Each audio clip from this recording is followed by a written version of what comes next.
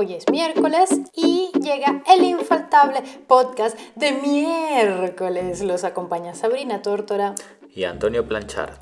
Pues el tema que traemos hoy es bastante controversial y lo hacemos por intereses personales, pero también por la experiencia que hemos tenido a través de nuestro canal Preguntas Incómodas, que como bien saben pueden seguir. Y es, ¿por qué se odia tanto a los activistas? ¿Por qué caen tan mal los vegetarianos, los veganos, los activistas del cambio climático? Sí, esto fue un tema que surgió a raíz del capítulo de Preguntas Incómodas del domingo pasado, en el que hablábamos del tema de la ofensa, y habíamos encontrado un estudio de las universidades de Texas y Ohio que decía que las personas que tienen comportamientos más éticos, sea a la hora de comprar ropa, por ejemplo, y compran a compañías que sean responsables con sus trabajadores, recibían críticas bastante feas por parte de las personas que no lo hacían. Y el estudio concluía que una posible razón era, una suerte de respuesta defensiva de los que no tenían comportamientos tan éticos para no sentirse tan mal consigo mismos. Y según este estudio, no según nosotros, ojo,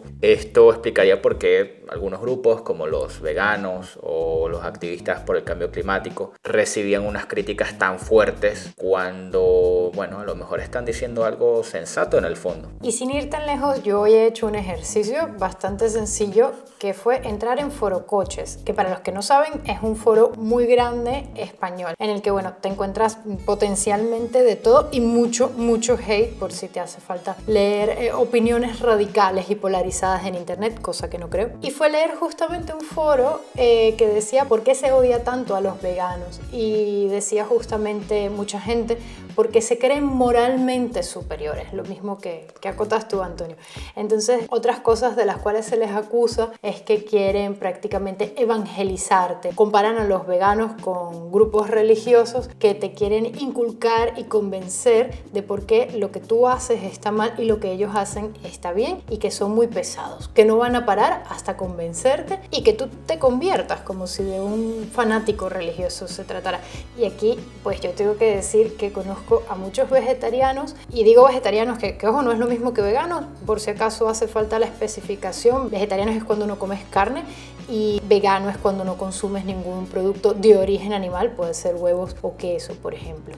Conozco vegetarianos que en ningún momento tratan de aleccionar a la gente, a veces ni hablan del tema. Entonces, es un poco un estigma y Antonio es vegetariano, ¿quién mejor que él para contarle? Sí, en mi caso, yo hace unos años, de hecho ya existía Preguntas Incómodas, tenía una posición similar a la de estos grupos, ¿no? Que de crítica hacia el veganismo o el vegetarianismo. En mi caso, pues pensaba que eran personas, o algunas de ellas, porque yo sabía que no todos eran así, pero había grupos, y los hay, es la verdad, que practican una versión quizás más radical. Y sí, hay grupos que tratan de hacer sentir mal a los que comen carne o a los que usan, productos probados con animales. Y yo sentía cierto recelo hacia estas formas de vida. Tanto así que escribí un capítulo de Preguntas Incómodas que era muy crítico al respecto, y la buena que me cayó, a Sabrina, más bien, pobrecita. Siempre es a mí. Sí. Pero he cambiado radicalmente mi visión al respecto, al punto que hoy soy vegetariano. Mis motivos, quise leer más sobre el tema, y al informarme me di cuenta de que la situación que viven los animales en los países desarrollados, la manera en la que está concebida la industria cárnica, es bastante cruel. No quiero entrar en detalles, pero simplemente yo decidí que yo no quería ser parte de eso. Y yo no juzgo a nadie que no quiera dejar de comer carne. O sea, que es lo que yo quiero que entiendan los que comen carne. Los que somos vegetarianos o los veganos, no todos vemos con reprobación que los demás consuman carne. Hay muchísimas cosas en las que yo siento que podría hacer más.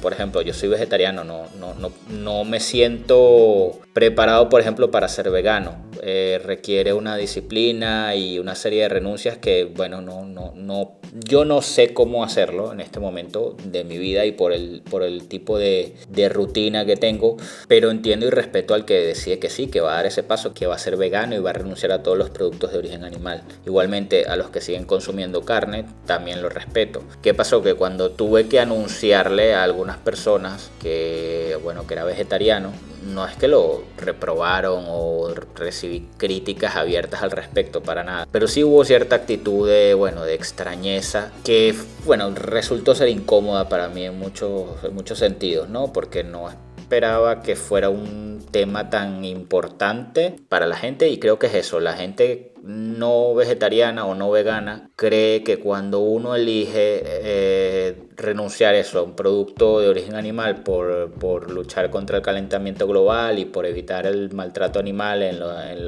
los mataderos, que uno está juzgando. No, yo estoy pensando en los animales y en el calentamiento global. Si tú quieres hacer cualquier cosa con tu vida, pues sea. Yo no le puedo decir a la gente lo que tiene que hacer. Y aunque tú no le digas a la gente lo que tiene que hacer, sigue habiendo un contenido involuntario, una opinión que tú estás expresando. Es decir, y esto es lo que desencadena la rabia en la gente. Me explico. Dices, yo hago esto por el clima, yo hago esto por prevenir el calentamiento global que siga avanzando, yo hago esto para evitar la crueldad animal. Es que la conclusión es que el que no lo hace, o bien no le importan todas estas cosas, o bien las hace a pesar de esto, de saber todo esto. Y aquí es interesante pues nuestra historia, porque Antonio es vegetariano, yo no.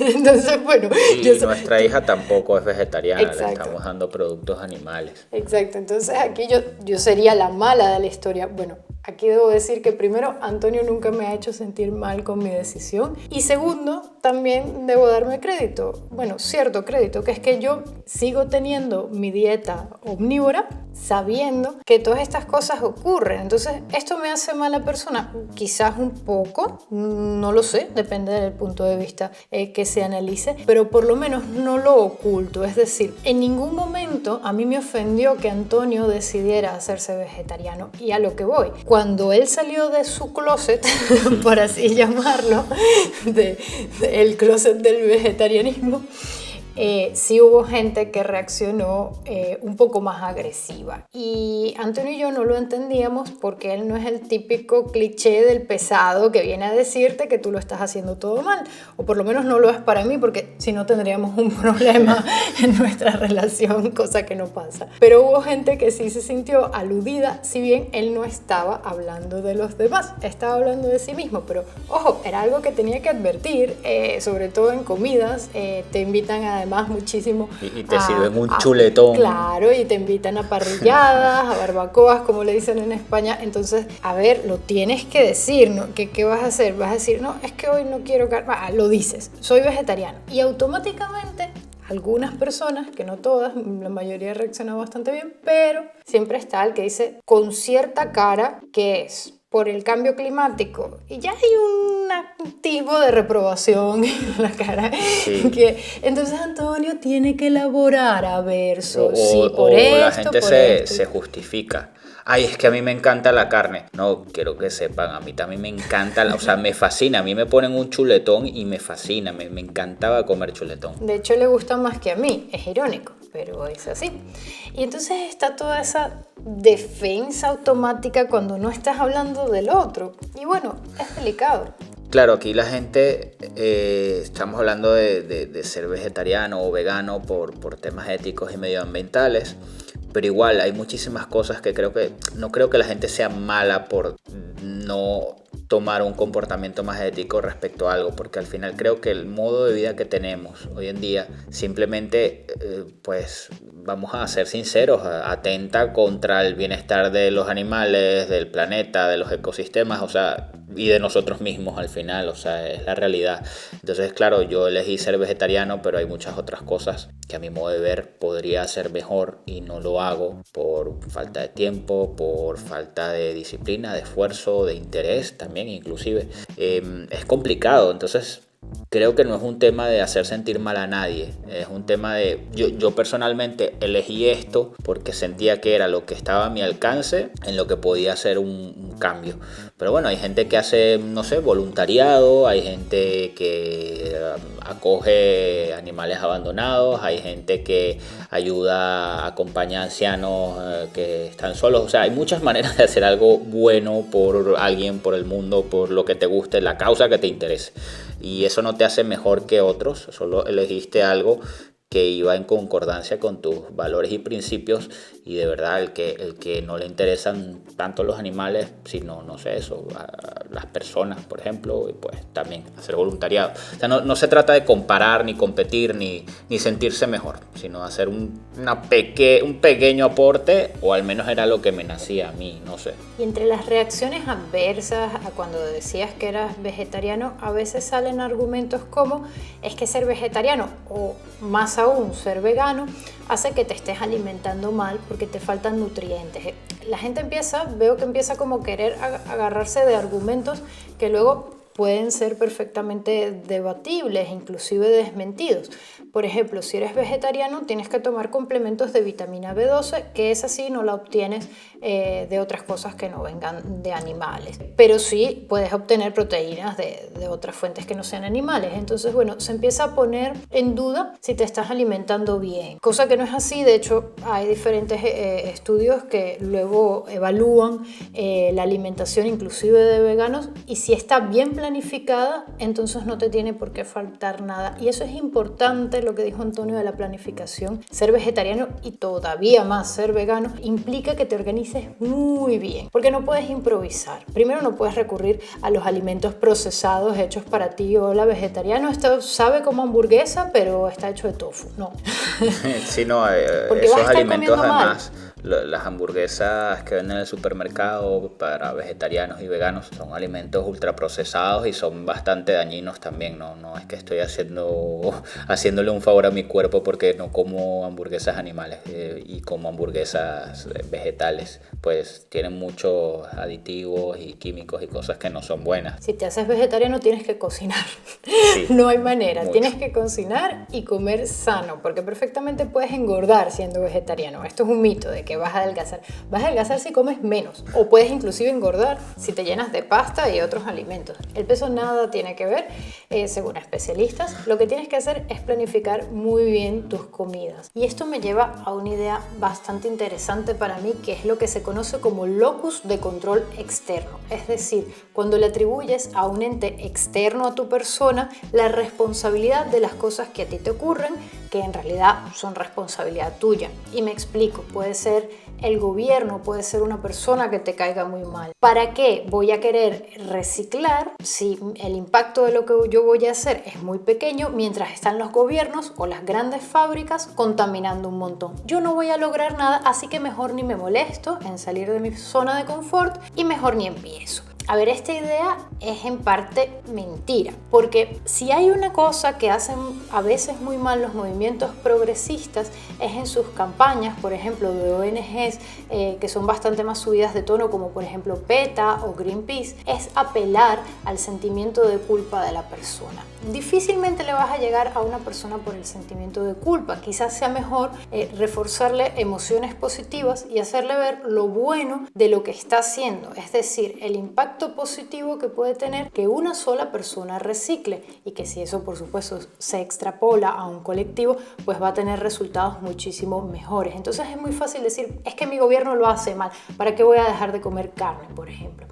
Y la otra manera de hacerlo es echarle la culpa ya a una persona específicamente. Un ejemplo de locus de control externo, Greta Thunberg. Y vaya que la odian, yo no sé.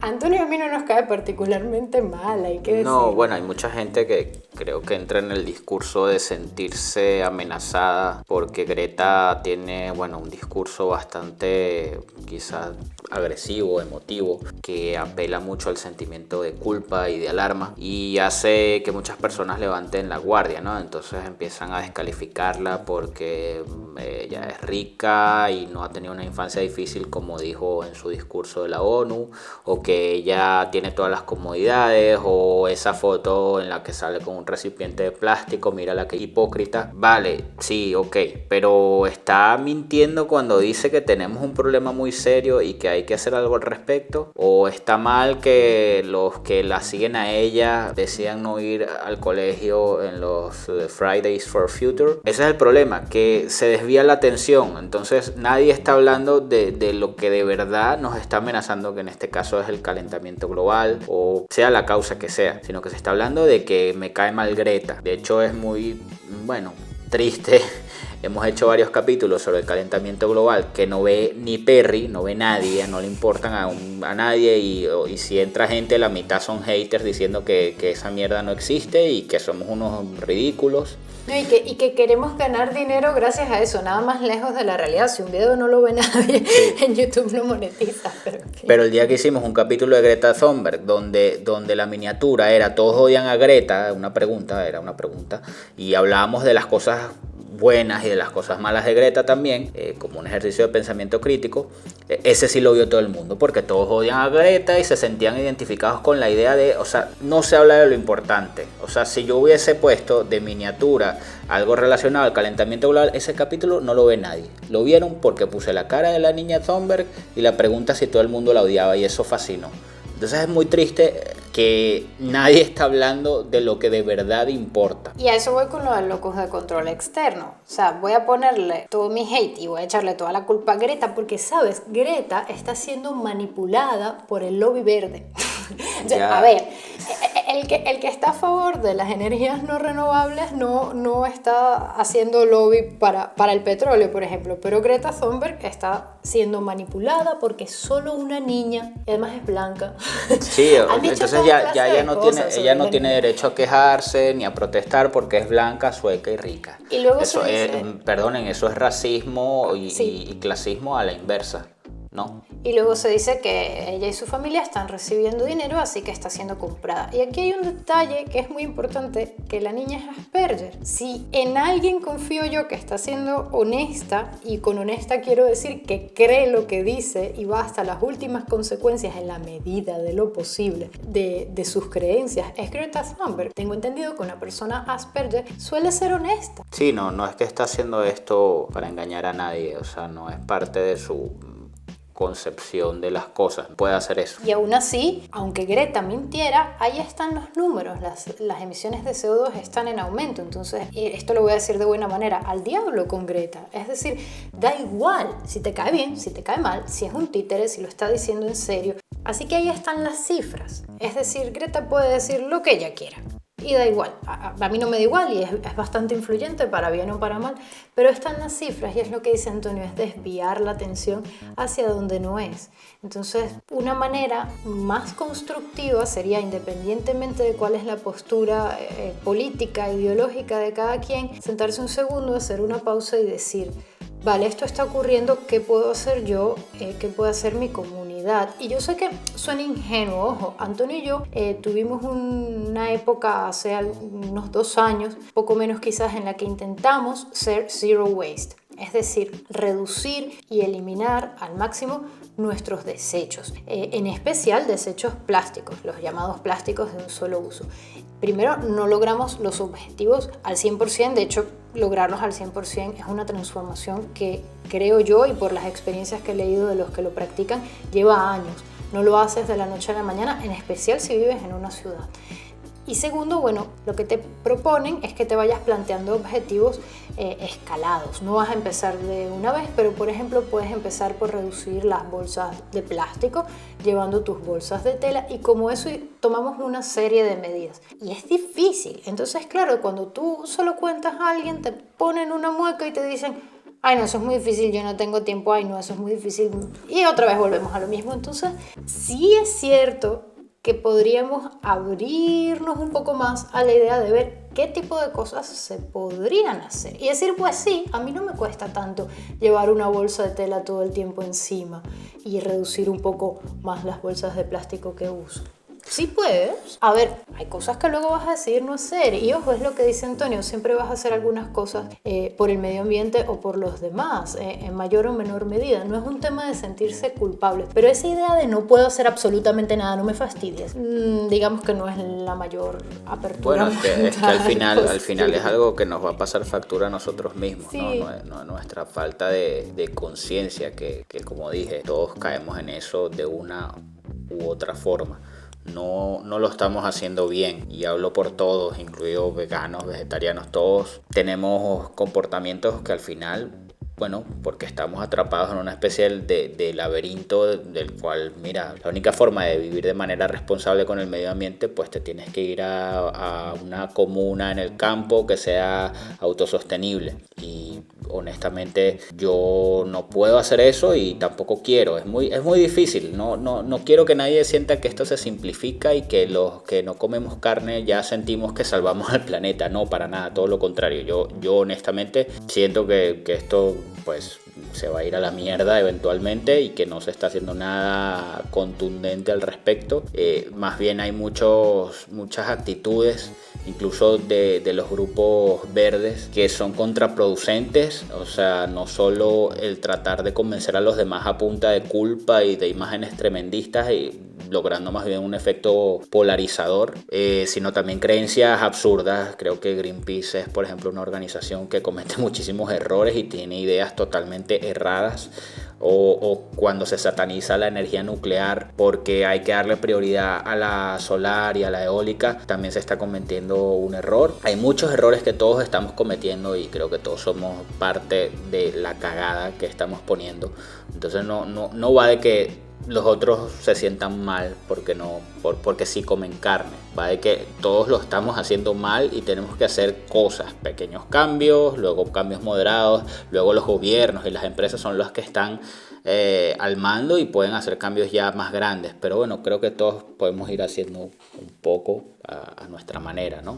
No sé. Sí, creo que no se trata de renunciar absolutamente a todo. De hecho, si lo intentaras es probable que ni siquiera lo lograrías, por lo menos no en una ciudad. Porque, por ejemplo, cuando intentas comprar productos vegetarianos o veganos, están envueltos en plástico. O sea... Sí, no, bueno, al final el zero waste al 100% es un mito, porque cuando vas a una tienda de granel, las lentejas que te venden vinieron en un saco de 20 kilos enorme que probablemente era de plástico. O sea, claro, estarías reduciendo, sí. El desperdicio, pero nunca lo vas a eliminar al 100% a menos que cultives la zanahoria, la agarres directamente de la tierra, la laves y entonces la muerdas. O sea, digamos que eso a gran escala puede que sea inviable. No queremos sonar utópicos, pero sí eso, pequeñas medidas que te parezcan. Lo de la bolsa de tela parece tontería, pero no lo es. Puedes reducir muchísimo, por ejemplo, las bolsas de plástico, que son uno de los principales problemas de los plásticos. Claro, pero ahí entran otros problemas. Luego la bolsa de tela está hecha de algodón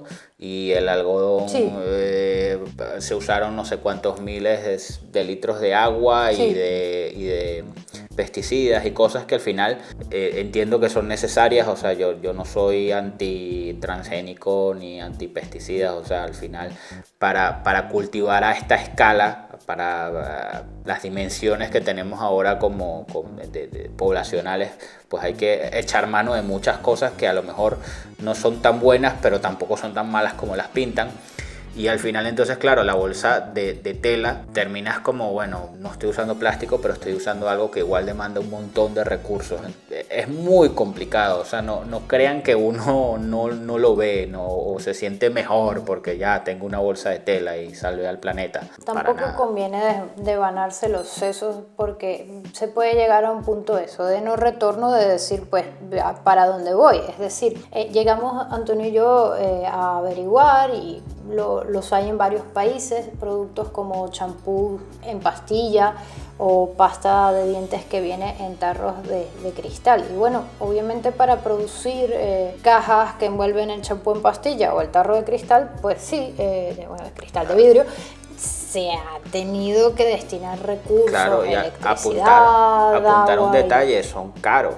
O sea, nosotros, por ejemplo, un par de veces compramos pasta dental, tarro, y es muy cara. y dura poco. Entonces, claro, si uno no tiene cierto presupuesto, pues no puede en una ciudad ponerse a vivir de acuerdo a este modo de vida. Inclusive recuerdo que yo quería comprar leche que viniera en botellas de vidrio y solo sabía de un sitio en Madrid donde hacían eso y no quedaba nada cerca de mi casa. Entonces no había manera en la que yo pudiera hacer eso, ¿no? De tener leche en un envase mío de vidrio que o sea, digamos, reciclable.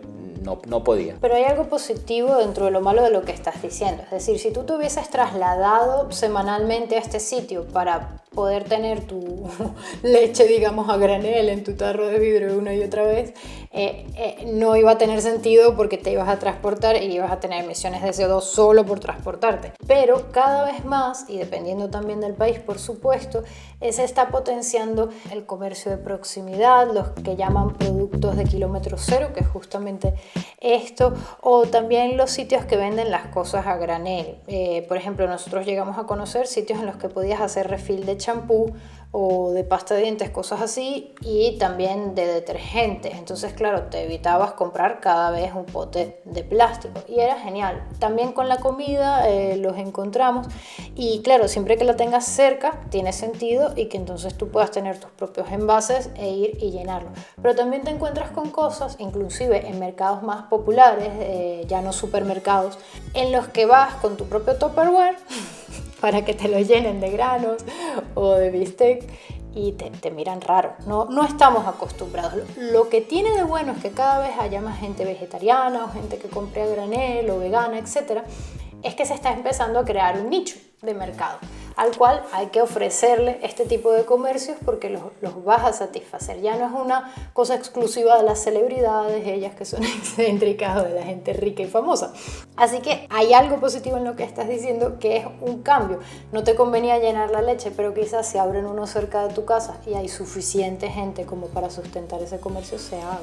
Sí, al final va de eso, ¿no? Cuando la gente dice que no sirve de nada que ellos compren los garbanzos en una tienda a granel, porque todo el mundo va a comprar los garbanzos en el supermercado en empaques de plástico, pues claro, pero si empieza a haber una demanda, las empresas empiezan a ver, bueno, aquí hay negocio y se van por ahí. Es así de simple y bueno, sí, capitalista la cosa. Simplemente responde a un tema de oferta y demanda. Si la gente demanda un consumo sostenible, pues las empresas lo van a hacer. Ahora no lo hacen porque no les conviene y ya está, porque, o sea, no lo hacen a gran escala, porque claro, si todos los supermercados se convierten en tiendas a granel, pues coño, el impacto va a ser muy, muy fuerte y perderán clientes y recibirán muchas críticas de gente que dirá que son unos verdes y unos ridículos y se les cae el negocio. Pero si se vuelve algo que con los años va creciendo, pues quizás se alcance una situación en la que se revierta el estado actual de la cadena de comercio y se convierta en algo más sostenible. No lo sé, soy un poco pesimista al respecto, sí. porque si digo que soy vegetariano me preguntan con sorna ¿y por qué? O sea, entonces, pero bueno, uno lo hace al final porque en el fondo pues tienes esperanza de que las cosas pueden ser diferentes. A todas estas es mejor reemplazar toda esa ira que se puede sentir cuando alguien te dice que es vegetariano, vegano o activista por el cambio climático, reemplazarla por decir, en vez de la culpa, porque por ahí no somos productivos, decir, vale, ¿qué me está contando esta persona? O no te está contando nada porque puede que no te quiera convencer siquiera, pero si se lo llegas a preguntar y te contesta, pues ¿qué me puede estar contando esta persona que me sonó bien? O no, mira, esto no lo voy a hacer y ya está. Que no es para tanto. Pues ha llegado la hora de nuestra sección Cine versus Cine, en la que Antonio plantea una película, luego yo planteo otra, que suele ser mejor. Es que es así. Yo hoy tengo una película que es de Paul Schrader, el guionista de Taxi Driver, que salió hace poco tiempo, hace un par de años, con Ethan Hawke, y se llama First Reform. Perdón, es que me cuesta mucho pronunciar bien este tipo de palabras en inglés y lo hago así lento para que no suene horrible a los que hablan inglés como lengua materna. Es la historia de un reverendo sé que suena un poco extraño, pero de un reverendo de uno de estos cultos protestantes de Estados Unidos, que son tantos que se me olvidan los nombres, pero el hecho es que él, entre sus fieles, digamos, de la gente que acude a su parroquia, hay un hombre que tiene como una depresión y él lo está tratando de ayudar, y resulta que el hombre está deprimido porque, bueno, él es un activista por el cambio climático, está muy preocupado por toda la situación,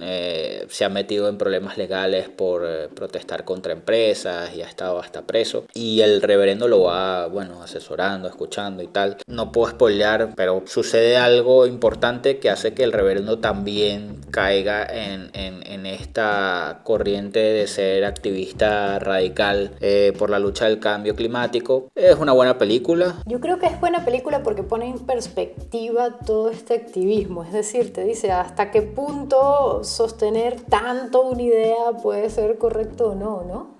Sí, al final la película en cierta forma lo que plantea es que, pues, si bien la situación que estamos viviendo con el calentamiento global y bueno, ahora el amigo coronavirus, es angustiante y puede ser hasta paralizante para los que se lo toman, se meten de lleno en esto, también lo plantea como, bueno, hay que seguir adelante, hay que buscar la manera, o sea, siempre ha sido así, la humanidad siempre ha estado metida en un barullo, en un problemón importante, y nada, estamos aquí, y la idea es seguir y ver cómo salimos de esto de la mejor forma posible, sin acusar a nadie, sin buscar culpables, sin burlarnos de nadie, simplemente decir, ok, esto que estamos viviendo es grave, hay que buscar la manera de salir adelante, pero sin dejar de vivir, que es lo que dice esta película.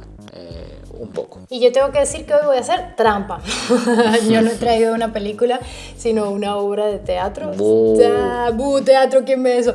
Pues se trata del Enemigo del Pueblo, de Henrik Ibsen. Es que la gente que hace teatro se cree mejor que los demás. No, nos creemos más profundos, porque para los que no lo saben, yo hacía teatro en mi juventud, lo he dejado de hacer por falta de dinero. Básicamente es triste, pero es así. Pero a mí me encanta y a mí me gusta mucho este dramaturgo noruego Henrik Ibsen. La obra que menciono, Un enemigo del pueblo, es de 1882, nórdico y del 800, pero qué aburrido.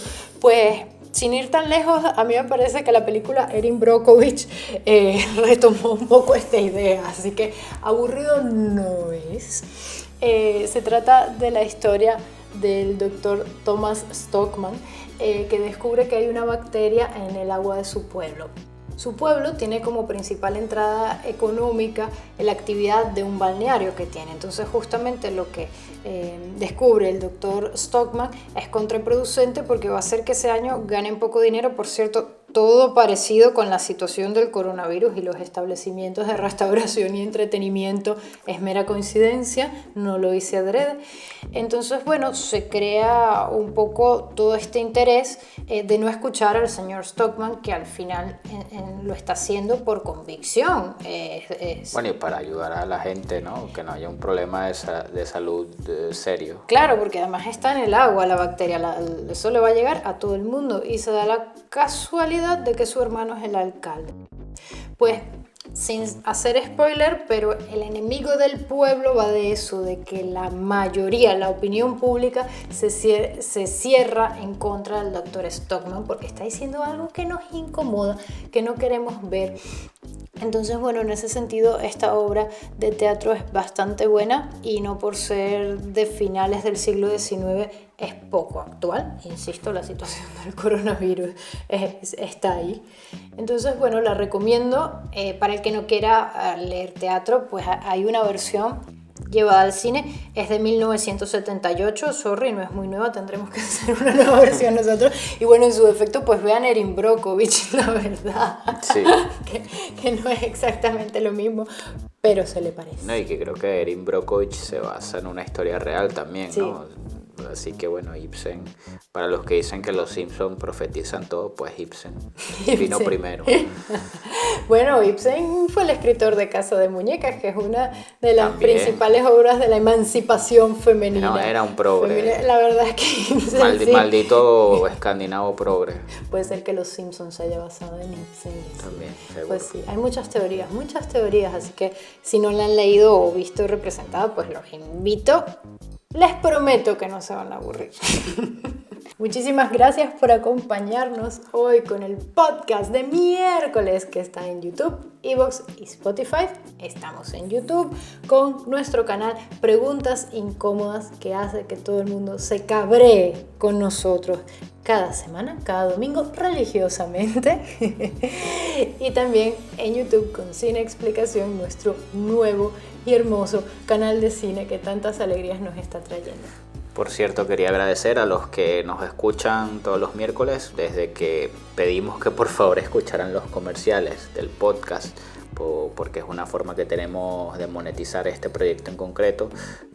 Aparentemente lo están haciendo por lo que nos dice YouTube, así que se lo agradecemos de verdad de corazón, porque sabemos que escuchar los comerciales o verlos es bastante molesto, pero bueno, es lo que tiene. Y bueno, los que no lo hacen los invitamos a que lo hagan, o los que no lo hacen pero quieren apoyarnos, pueden apoyarnos en Patreon o en PayPal. Sí, con ayudas puntuales si no se quieren comprometer con Patreon, que igual el Patreon lo puedes interrumpir cuando quieras. Yo sé que suena telefónica, compañía de teléfono, pero es así. Sí, muchas gracias en serio a todos los que lo están haciendo. Acciones como esa hacen posible que Antonio y yo le sigamos dedicando todo el tiempo que le dedicamos a nuestros proyectos, que la verdad cada vez le podemos dedicar más, y es un lujo porque creemos se puede ver reflejado en los contenidos. Así que muchas gracias. Un saludo Illuminati para todos. Y hasta la próxima.